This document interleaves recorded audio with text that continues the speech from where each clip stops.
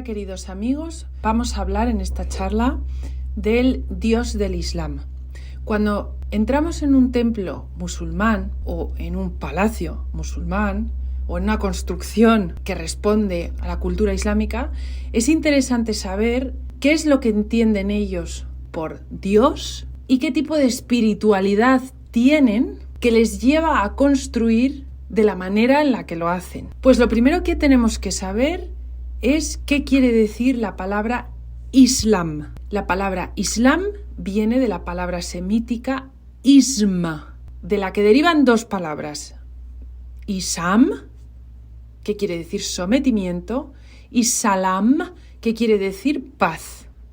Pues si tú juntas sometimiento y paz, te sale la palabra Islam, que quiere decir rendirse a Dios. No se someten a Dios gratuitamente, sino que se ponen en sus manos para protegerse, porque de esa manera están a salvo. Es inevitable hablar de Alá sin mencionar a Mahoma, porque sin la existencia nunca se hubiera dado ni la religión musulmana ni la cultura islámica tal y como lo conocemos ahora. Mahoma consigue reunir en el año en el que fallece, en el 632 después de Cristo, siglo VII, a todas las tribus de Arabia, que andaban desperdigadas por ahí y que cada una tenía sus propios usos y costumbres. Mahoma consigue reunirles a todos en una nueva comunidad con unas mismas costumbres, con una misma cultura. Se llama Umma. Y esta Umma va a ser de capital importancia para que se desarrolle posteriormente la cultura islámica. La cultura islámica se desarrolla en base a que sobreviva la Umma, la comunidad de creyentes. Vamos a ver qué es lo que estaba pasando antes de que Mahoma tenga su experiencia mística, que es de capital importancia para el desarrollo de la religión musulmana, para el nacimiento de la religión musulmana.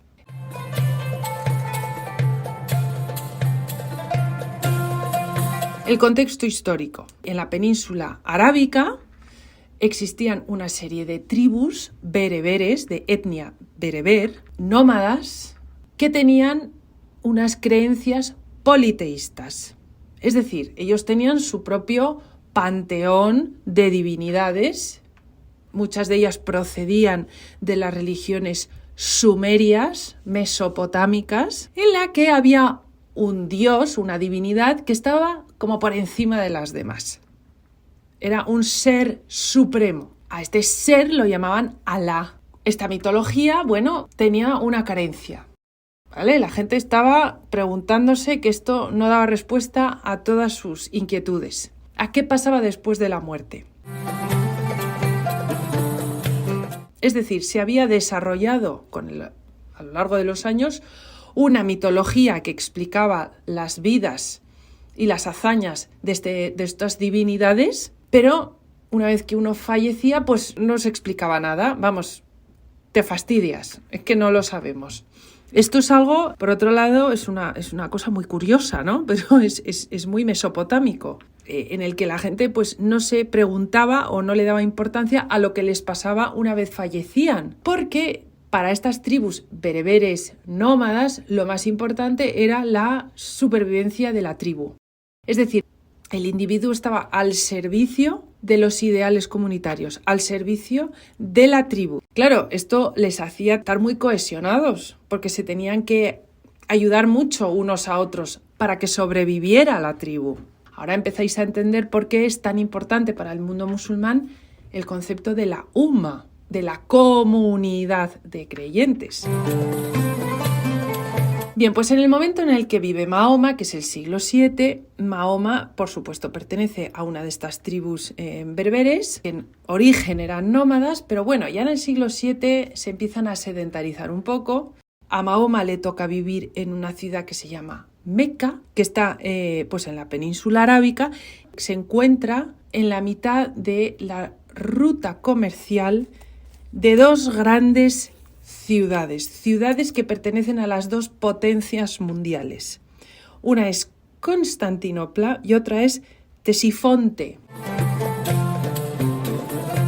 Constantinopla era la capital del Imperio Bizantino, es decir, el Nueva York de Estados Unidos, imaginaros, y Ctesifonte era la capital del Imperio Persa Sasánida.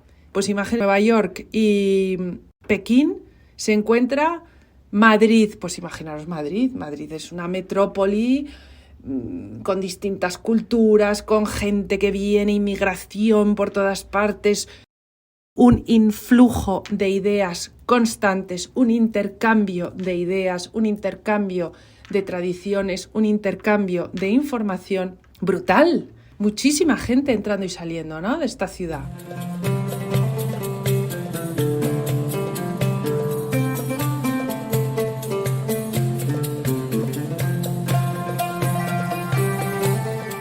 ¿Y qué hacían estos bereberes que se encontraban en medio de todo este jaleo y que eran sencillos y tenían sus propias tradiciones y que venían de ser nómadas?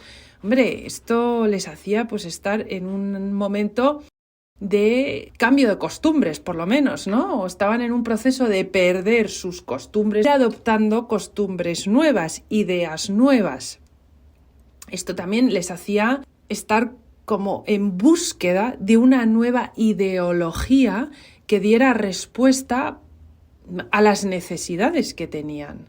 Es un poco lo que nos está pasando hoy en día. Vienen valores distintos, vienen valores del extranjero en esta sociedad globalizada. Imaginaros, pues esto es como la Meca del siglo VII, en el que se nos están inoculando o se nos están presentando nuevos valores que tenemos que adaptar a los que ya tenemos para así crear una nueva forma de vida. Bueno, pues esta era la situación en la que se encontraba Mahoma.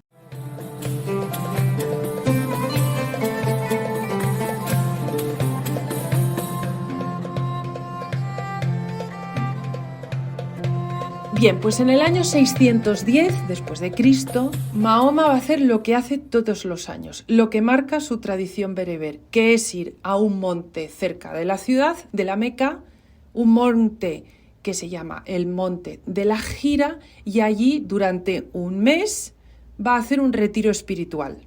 Por favor, no imaginaros que el mes de Mahoma en el siglo VII es lo mismo tipo de mes que tenemos ahora con nuestro calendario gregoriano. No es así, pero bueno, para que nos entendamos. Su tradición mandaba que un mes al año se fuera al Monte de la Gira a hacer un retiro espiritual. En este retiro espiritual, como os marcaba la tradición, las personas debían estar en completa soledad y en cuevas. Y ahí tenían que tirarse día tras día tras día. Yo no sé si comían o bebían, no tengo, hombre, beber tendrían que beber si no se morían, pero vamos, no sé muy bien qué hacían luego para cubrir sus necesidades. El caso es que no debía ser fácil. Entonces ahí se encuentra Mahoma en la cueva, rezando. No sé si habría dormido, si tendría hambre o no, no tengo ni idea. Y en ese momento, ¡zas!, como que él siente una presencia sobrecogedora. Una presencia muy fuerte, de la que es imposible ignorar. Esta presencia Mahoma la reconoce como el ángel Gabriel. Y este ángel le habla y le dice, recita. Entonces, claro, imagínate el susto monumental que se pega al otro. Y le dice, oiga, que yo no soy un recitador. Que esto, él lo describe así, que le dice que no soy un recitador, pero que me estás hablando. Y entonces el otro, en vez de insistir, coge y le da un abrazo sobrecogedor. Tanto así que siente como que le falta el aire. Y cuando ya vio que Mahoma no lo soportaba más, estaría quedando morado, falta de oxígeno, no sé, el ángel lo suelta y le vuelve a decir, recita.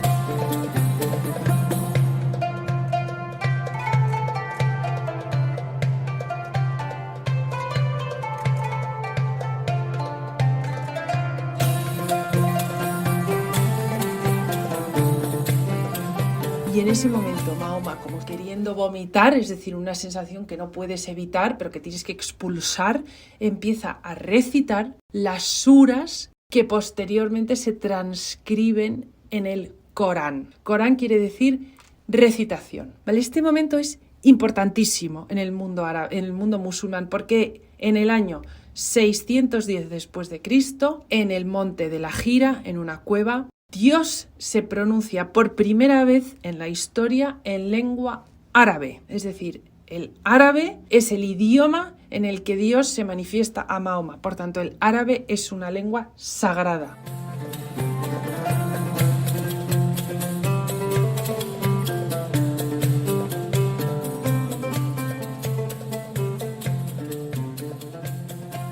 Esto tiene mucha trascendencia para nosotros los cristianos, o bueno, por lo menos para mí, cuando estaba aprendiendo todas estas cosas me costaba, ¿no?, lo de tener una lengua sagrada, porque los cristianos no tenemos una lengua sagrada, pero ellos tienen esta anécdota, tienen este hecho, y a partir de este momento el idioma árabe empieza a ser sagrado.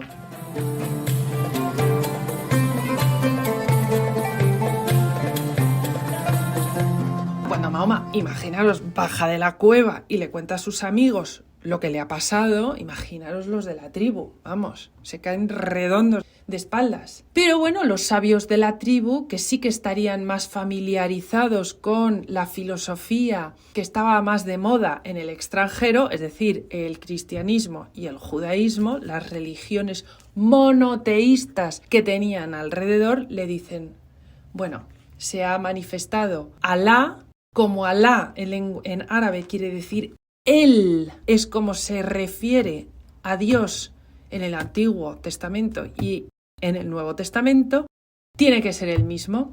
Es decir, Alá es el mismo que el que se revela a Moisés en forma de zarza, es el mismo que se encarna en Jesús, en Jesucristo.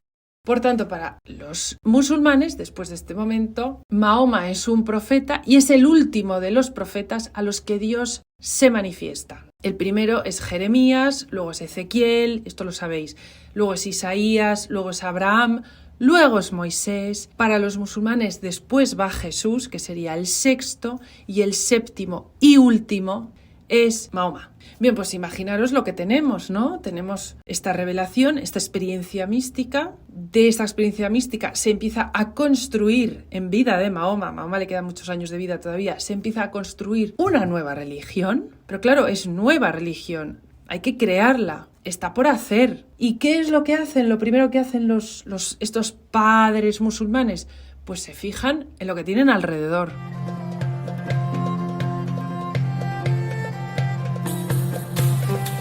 Y resulta que lo que tienen alrededor es lo mejor de cada casa, el cristianismo y el judaísmo. Y empiezan a coger prestadas pues lo que ellos consideraban que necesitaban de el judaísmo y el cristianismo, lo que mejor se adapta a sus costumbres.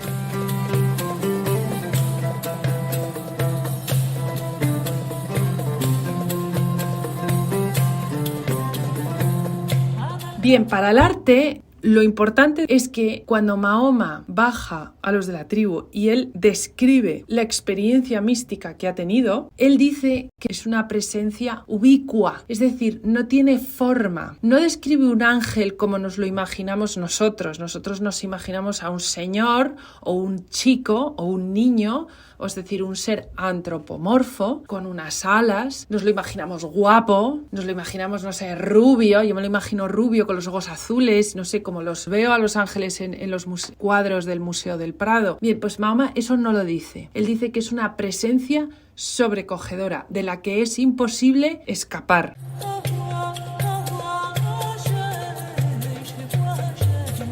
¿Esto por qué es importante para el mundo del arte? Porque esta descripción del ángel determina la forma de la divinidad. Es decir, determina que Alá es un ser sin una forma específica, es un ser inmaterial.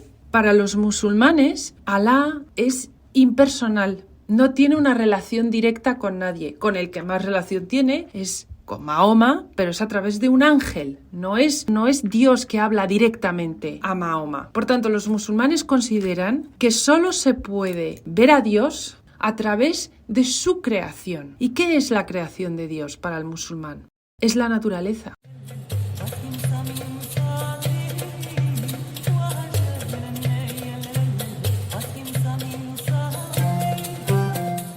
Todos los elementos que forman la naturaleza son la creación de Dios. Y por tanto, si uno lo observa y se empapa y se llena de esa creación, es para recibir a Dios. Nuestro Dios se hace a imagen y semejanza del hombre. Nuestro Dios nos habla. Nosotros nos podemos comunicar con Dios como si fuera un amigo, le podemos pedir cosas. Este tipo de conversaciones de tú a tú que tenemos con Dios, los musulmanes eso no lo tienen, porque para ellos Alá es un Dios mucho más impersonal. Por otro lado, esto no es todo malo, por otro lado, como para los musulmanes estar en presencia de Dios, empaparse de Dios, abrirse a Dios es conocer su creación, les hace, sobre todo en esta época de la Alta Edad Media, desarrollar muchísimo las ciencias naturales. Y durante la expansión del Imperio Islámico se crearon universidades donde se estudiaban las matemáticas, el sistema decimal es suyo, el concepto del número 0 es suyo, se hacen tratados de medicina, de botánica, se mira al espacio, se miran las constelaciones, es decir, se observa desde un punto de vista científico la naturaleza para poder conocer más a Dios.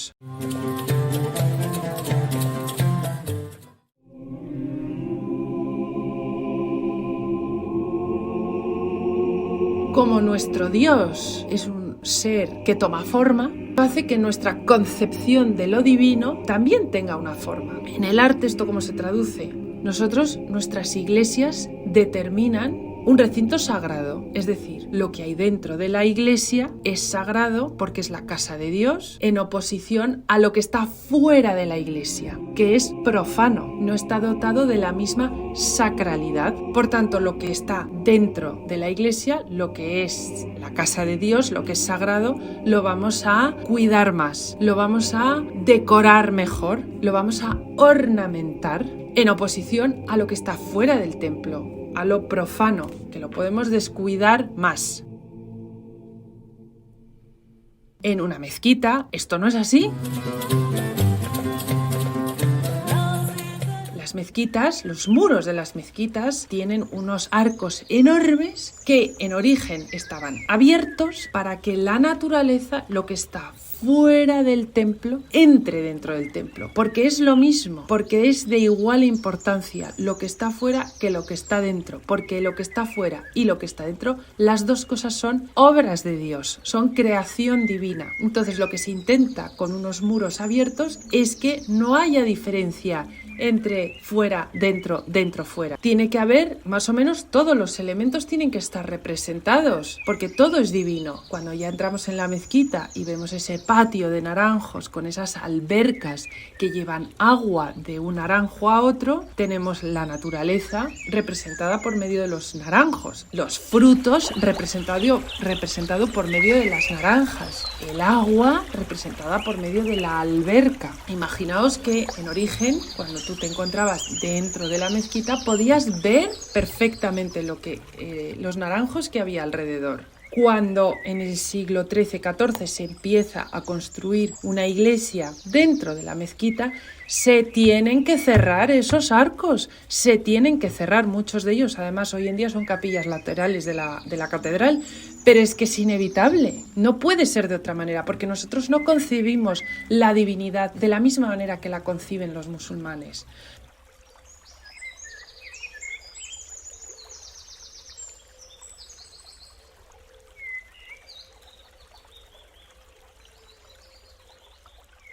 También, a diferencia de los templos cristianos, también están jerarquizados. Es decir, lo menos importante, lo más profano dentro de una iglesia es la entrada. Y conforme vas avanzando, te vas adentrando más en el templo, vas a llegar a la zona más sagrada, al Sancta Sanctorum, que sería el sagrario. Esto los cristianos lo adoptan de los egipcios, que también tenían, o fueron los primeros que tenían templos jerarquizados. En los templos cristianos, cuando una persona entra en el templo, tiene que recibir una cierta instrucción, tiene que recibir una cierta preparación antes de estar cerca de la divinidad. Necesitamos recibir una preparación previa. En las iglesias medievales, porque estamos hablando de la época medieval, esta preparación se traduce en pinturas en los muros que nos enseñan los evangelios. Esculturas transmiten mensajes propiciatorios hacia la divinidad, etc. En una mezquita esto no pasa. Porque los musulmanes consideran que las personas que se adentran dentro de la mezquita son seres divinos, son el resultado de una creación de Alá y por tanto no necesitan ninguna preparación, son perfectos tal y como les ha creado Dios. Por tanto, no vamos a ver ningún lugar dentro de la mezquita que sea más importante que otro. Nos vamos a encontrar con lugares que están más significados, nos vamos a encontrar con lugares más ornamentados, pero eso no quiere decir que sean más importantes. A diferencia de nuestros templos cristianos, que sí lo es. En el caso de la mezquita de Córdoba, el lugar más significado, más ornamentado sería el mihrab y la maksura. El mihrab solo orienta hacia dónde tienes que dirigir la oración, porque si no sería un caos. Todo el mundo agachándose, levantándose, cada uno mirando para su madre y su padre. Entonces, bueno, todo ordenadito, por favor. Pero es una cuestión práctica. La maksura, luego hablaremos de ella cuando hablemos más de la mezquita de Córdoba, es donde se colocaban las autoridades de la ciudad, es donde se colocaba el rey, es decir, el califa y sus visires, los príncipes locales, es donde se colocaban los políticos, el presidente del gobierno, el rey y Isabel Díaz Ayuso, y se colocaban en primera fila para que no les atosiguen, para que no les toquen, para que no les pidan autógrafos. Bueno, pues ese lugar está como más señalizado, pero no porque sea más sagrado. Bueno, pues en resumen, y con lo que quiero que os quedéis, es que por esta concepción divina que tienen los musulmanes de Alá, de Dios, el arte, que es su manifestación, es iconoclasta. Dentro de los templos musulmanes, la mezquita, no se representan las figuras humanas, porque Dios no tiene forma, solo se puede representar su creación, que son los motivos vegetales, la naturaleza, los motivos geométricos. Y esto sirve para entender la mezquita o cualquier otra construcción islámica.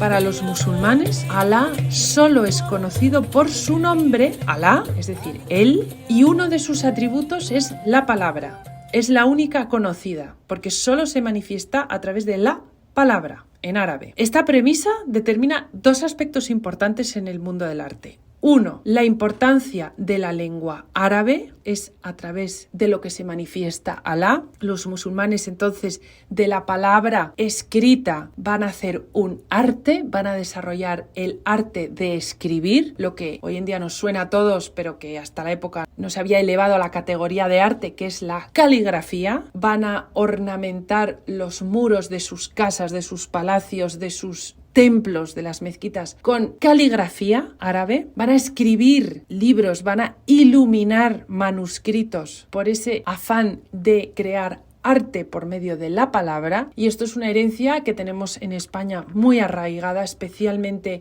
en esta época de la Edad Media, donde los scriptorium de los monasterios tienen un desarrollo enorme por esa tradición que adoptamos de la cultura islámica de hacer de la palabra escrita un arte y la ausencia de representaciones humanas en el ámbito sagrado. Dios es un ser de esencia inmaterial y es un Dios impersonal.